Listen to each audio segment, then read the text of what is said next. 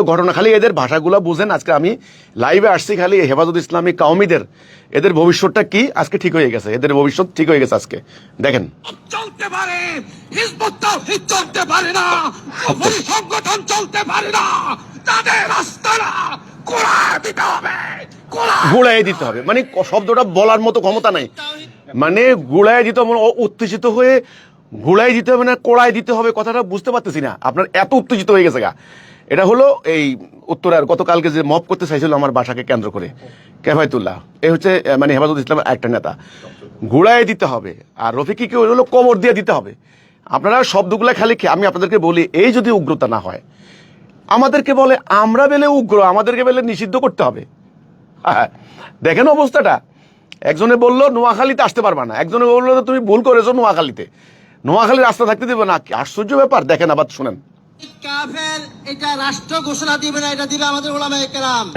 উলামায়ে কেরাম যেই ঘোষণা দিবে এটা রাষ্ট্র পালন করতে বাধ্য, রাষ্ট্র পালন করতে বাধ্য। যদি পালন না করে যেভাবে বাধ্য করতে হয় সেভাবে আমরা বাধ্য করব, রাষ্ট্রকে বাধ্য করবে।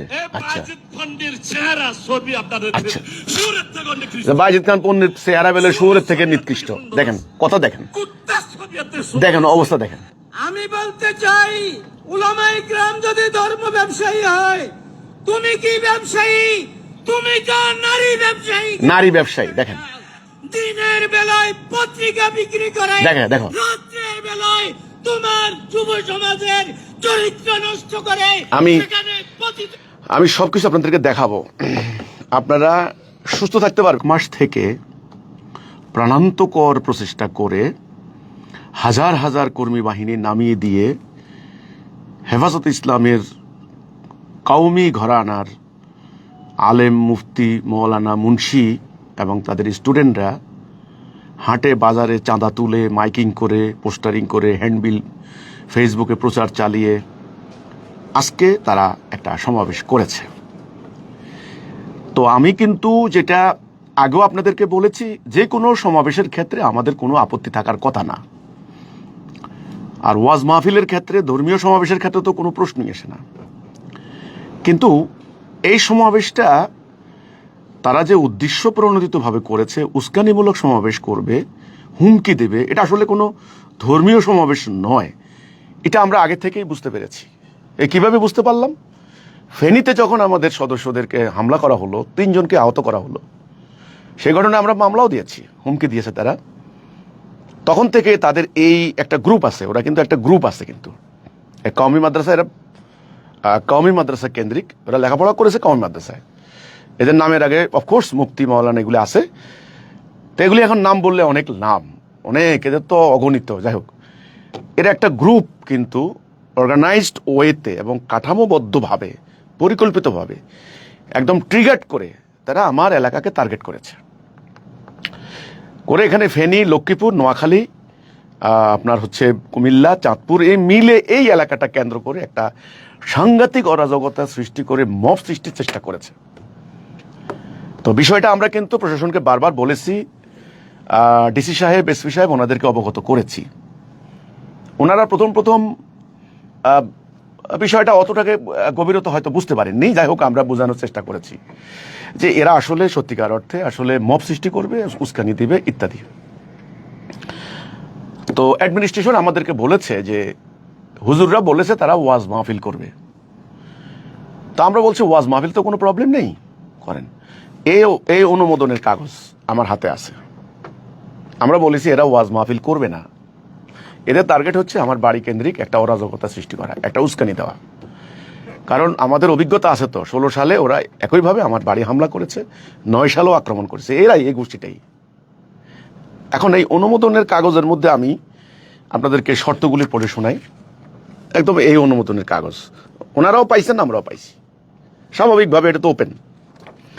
লেখা আছে, 1 নম্বর আছে, রাষ্ট্র সরকার বিরোধী কোনো উস্কানিমূলক বক্তব্য দেওয়া যাবে না। দিবেন না স্বাভাবিকভাবে, কারণ সরকারের এমপি সাহেব ওখানে ছিলেন। আর সরকারের বিরুদ্ধে তো বলবে না, স্বাভাবিক কথা। সরকারের বিরুদ্ধে বললে তো সমাবেশ করতে পারবে না। 2 নম্বরটা কি দেখেন, ধর্মীয় মূল্যবোধ, সামাজিক ও ধর্মীয় মূল্যবোধ, জাতীয় সংহতি, রাষ্ট্রীয় ভাবমূর্তি ক্ষুণ্ণ হয়, জাতীয় নিরাপত্তা বিঘ্নিত হয়, সাম্প্রদায়িক সম্প্রীতি ক্ষুণ্ণ হয়, কিংবা ধর্মীয় সম্প্রদায় বা গোষ্ঠীর অনুভূতিতে আঘাত হানতে পারে, কিংবা সামাজিক শৃঙ্খলা বিনষ্ট হতে পারে, এমন কোনো বক্তব্য স্লোগান দেওয়া যাবে না। আচ্ছা, উক্ত সমাবেশ উপলক্ষে ব্যবহৃত কোনো ব্যানার, ফেস্টুনে কোনো একটা নির্দিষ্ট দলকে নিষিদ্ধের দাবি উত্থাপন করা যাবে না।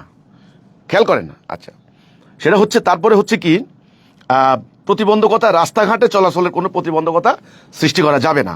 আচ্ছা, এগুলা কিন্তু সাউন্ড সিস্টেমের আওয়াজ এমন মাত্রায় অতিরিক্ত যেন না হয় সাধারণ মানুষের বিরক্তি সৃষ্টি করে, সেদিকে লক্ষ্য রাখতে হবে।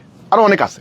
আচ্ছা, কারণ আমার মনে মানে আরো অন্তত 14টা নিয়ম কানুন আছে, নিজস্ব ভলান্টিয়ার রাখতে হবে, ইত্যাদি ইত্যাদি। আপনারা এই যে আপনারা আলেম ওলামা, আপনারা আলেম, আপনারা মরিয়া হয়ে লেগেছেন আমাকে কাফের, মুরতাদ, শয়তান, মিথ্যাবাদী ইত্যাদি প্রমাণ করার জন্য। আমার 2-3 ঘন্টার বক্তব্যের কাটিং এনে টুকরা টুকরা করে জোড়াতালি দিয়ে প্রজেক্টরের মাধ্যমে দেখানোর চেষ্টা করেছেন। আচ্ছা, আপনারা এই যে সরকারের নির্দেশনা, আমরা যখন ডিসি সাহেবকে বললাম যে ডিসি সাহেব ওরা কিন্তু কথা শুনবে না, তখন এই ইন্তেজামিয়া কমিটির এই হেফাজত নেতারা বলেছিল যে এই বক্তা কথা শুনবে না, তার মুখ থেকে মাইক কেটে নেওয়া হবে। নিছেন একবারও? নেননি।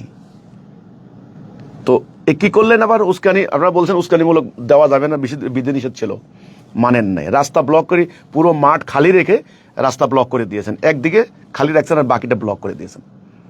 আচ্ছা, শত শত মাইক পুরো মাইজদি শহরের মানুষ অতিষ্ঠ হয়ে গেছে।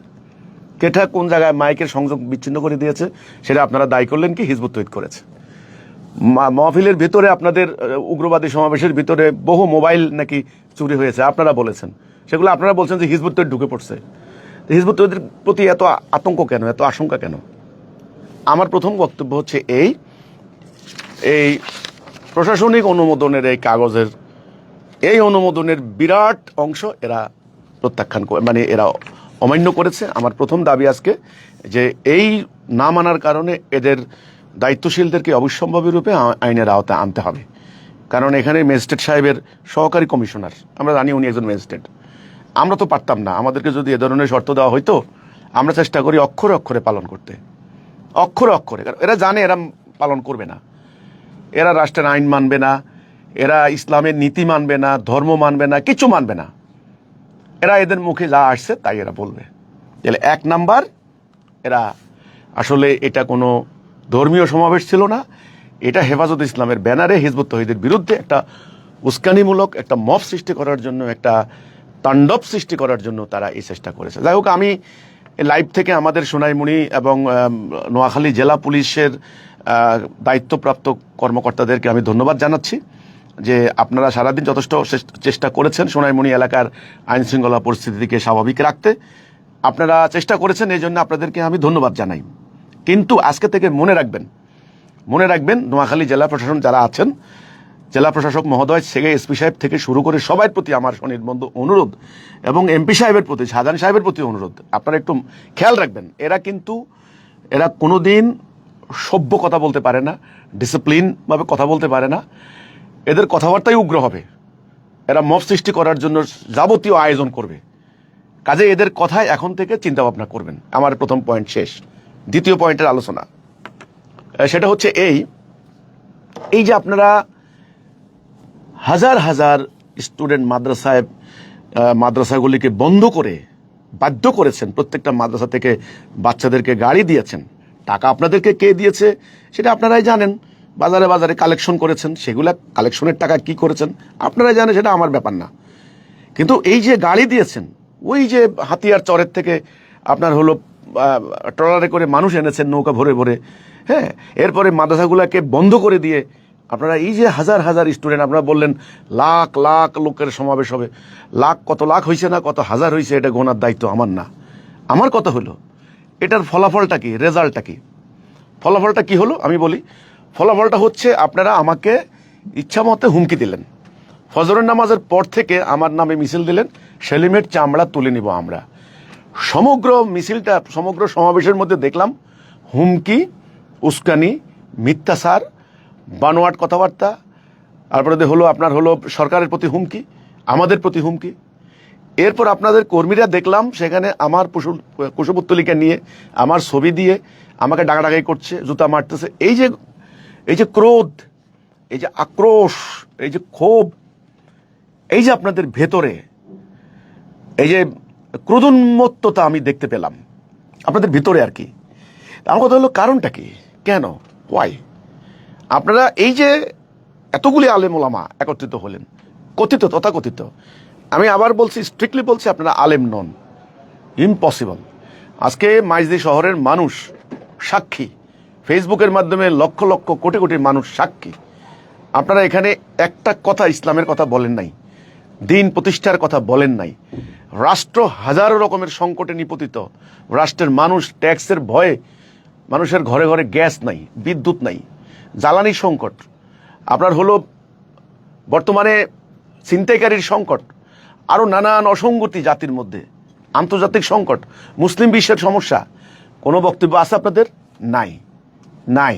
আচ্ছা, ইসলামের সুমহান আদর্শের কথা, ঐক্যের কথা, শৃঙ্খলার কথা, ভ্রাতৃত্বের কথা কিছু আছে? নাই, কেউ পায় নাই। আমি যেটা বলেছি। আচ্ছা, এই রাষ্ট্রে, এই মুসলমানদের এই রাষ্ট্রে আল্লাহর কোরআনের আইন কিভাবে কার্যকরী করা যাবে, এটা নিয়ে কোনো বয়ান আছে আপনাদের? কোনো বক্তব্য আছে আপনাদের? নাই, কেউ শুনে নাই। ইসলামের জেহাদ করতে হবে কেতাল না, বরং কেতাল কেন করতে হবে, কেতালের কথা আমি কেন বলি, আমার ওইটুকু কাটিং করে দিয়ে আপনারা সরকারকে নজর আনাইছেন যে আমি জঙ্গি, এটা প্রমাণ করার জন্য। বাহ বাহ বাহ, দারুণ দারুণ। কেতাল তো নিজেরা করবেন না, জেহাদ তো নিজেরা করবেন না, ধর্ম ব্যবসা করে জীবন পার করে দিবেন সিদ্ধান্ত নিয়েছেন। তা এখন আমি যখন জেহাদের কথা বলতে গিয়েছি আমার নিজের জীবনের ঝুঁকি নিয়ে, তখন আপনারা ওইটারে কাটিং করে জনসভায় প্রচার করে সরকারকে বলছেন এই লোক জেহাদের কথা বলে, এই হচ্ছে জঙ্গি। এই হচ্ছে আপনাদের অবস্থা। আমার কথা হলো, এই সমাবেশে আপনাদের অর্জনটা কি, আমলটা কি? আমাকে গালাগালি করা, আমার মানে ফটোর মধ্যে নিজের ক্রোধ প্রকাশ করা, আগুন দেওয়া। আর আপনারা না বলেছেন যে হলো, আমি বলেছি যে ভাস্কর্য হারাম না, হ্যাঁ, তাহলে আপনারা যে আমার দোষ দিলেন, আমি বলেছি ভাস্কর্য হারাম না। আরে বাপরে বাপ! অথচ একটু কোরআন শরীফ লেখাপড়া করেন।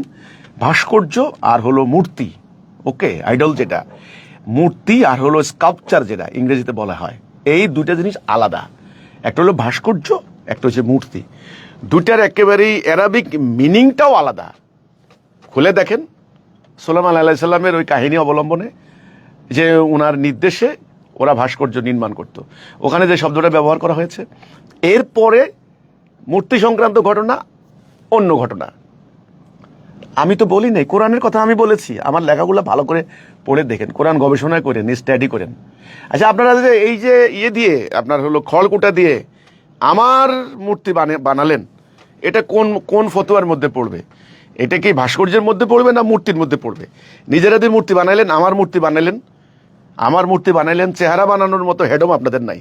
তো এই জন্য আপনারা আমার ওই ছবি দিয়ে ওই খড়ের দিয়ে, হ্যাঁ, কুশপুত্তলিকা বলে আর কি। এই বাংলা শব্দটার অর্থ বুঝতে হবে। আপনাদের কওমি আলেমরা এই বাংলা শব্দটার মিনিং জানে কিনা জানি না। কুশপুত্তলিকা, এই পুত্তলিকা যে বানাইলেন, কুশ মানে কি আর পুত্তলিকা মানে কি? আমাকে এই ফটোটা দিবেন কালকে, আপনাদের যে কোনো একজন মুফতি লাইভে আমাকে এটা দিয়ে অসুবিধা নেই, আমি পেয়ে যাব। আমার হুমকি না দিয়া গঠনমূলক কথা বলেন, ঠিক আছে, আলোচনা করেন, হুমকি দিয়েন না। হুমকি দিয়া আমারে দাবায় রাখবেন, জি না, এটা ভুল, এই ধারণাটা ভুল, এটা ভুল। আমি না, আমি আল্লাহর পক্ষ থেকে নামছি, আমি তো বলেছি এই কথাটা, ঠিক আছে। আমার বাড়ি 4 বার হামলা করছেন, মনে নাই? আমার ভাইদেরকে জবাই করছেন, এটা মনে নাই? আরে আমার ফ্যামিলি বছরকে বছর জেল খাটছে, আপনাদের মতো এত পেট মোটা জীবনযাপন হয় নাই আমাদের, ঠিক আছে। আমরা লড়াই করে বাঁচিয়ে রয়েছি, কিন্তু আমার এলাকার মানুষ জানে, কারো করুণার পাত্র হই নাই, কারো কাছে ভিক্ষা করি নাই, আলহামদুলিল্লাহ। নিজেরা কায়িক পরিশ্রম করছি, জীবন ধারণ করছি, কিন্তু সত্যের পথে মাথা উঁচু করে দাঁড়িয়ে আছি। কিন্তু আপনারা আজকে এই যে মিটিংটা করলেন, এই মিটিংয়ের মধ্যে ফলাফল কি, রেজাল্ট কি, আয়োজন কি? বলেন আয়োজন কি? আমি দেখাবো। আপনারা আমার কথা হলো, এখানে আপনারা সব আলেম একটা কথা, মাইজদির মানুষ, এলাকার মানুষ সাক্ষী, একটা কথা আপনারা কি, ইসলাম প্রতিষ্ঠা কিভাবে হবে, মানুষের চরিত্র সংশোধন কিভাবে হবে, মানুষ সৎ কিভাবে হবে, জাতীয় এই যে সংকট, চলমান সংকট কিভাবে দূর হবে, এই যে বিভিন্ন সংকটে জর্জরিত জাতি, একটা কথা বলছেন? বলেননি। 50 জন বক্তা এই 2 মিনিট সুযোগ পাইছেন, শুরু করছেন এবার আমাকে গালাগালি ইচ্ছা মতে।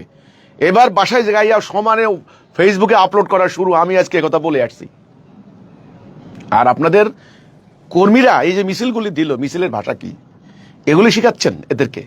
এই যে বাচ্চা বাচ্চা পোলাপাইন, আপনার হলো 16 বছর, 15 বছর, 18 বছর, এদেরকে এগুলো কি শিখাচ্ছেন?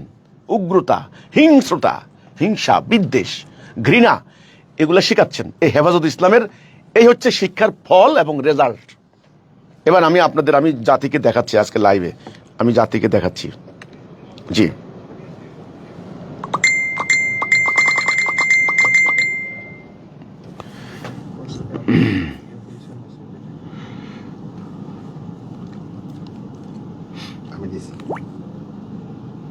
আমি দেখাচ্ছি আপনাদেরকে ওনারা কি করছে।